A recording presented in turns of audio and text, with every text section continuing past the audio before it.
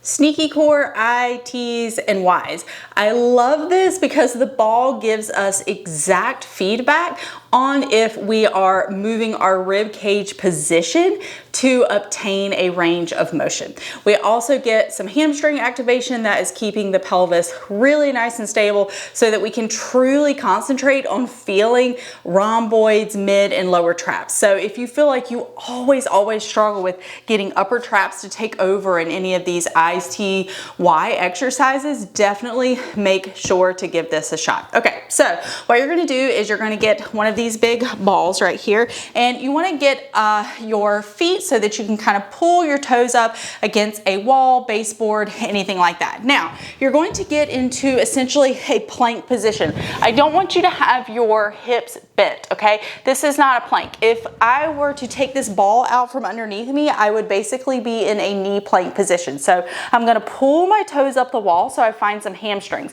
My hamstrings are helping me sense where my pelvis is in space, and I'm not clenching my glutes, okay? My butt is really soft right now. There's a tiny bit of tension in my glutes just to keep a bit of stability, but I'm not clenching my glutes down to keep my pelvis stable. I've got hamstrings on that's allowing me to do that. Now I'm gonna exhale, and I want to feel my low deep core pull up and away from the ball, okay? So I've got hamstrings keeping pelvis stable from the back, low deep core keeping pelvis stable from the front.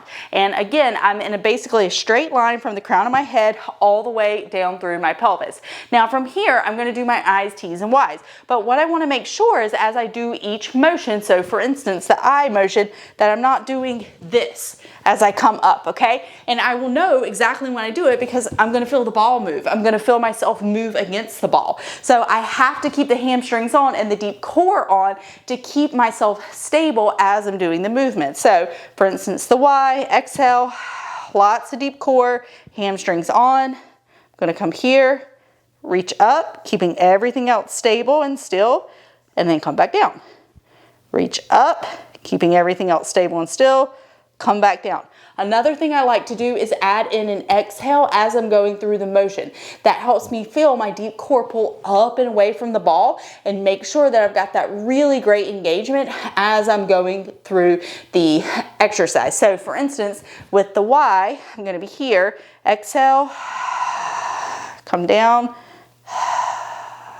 up, down, up.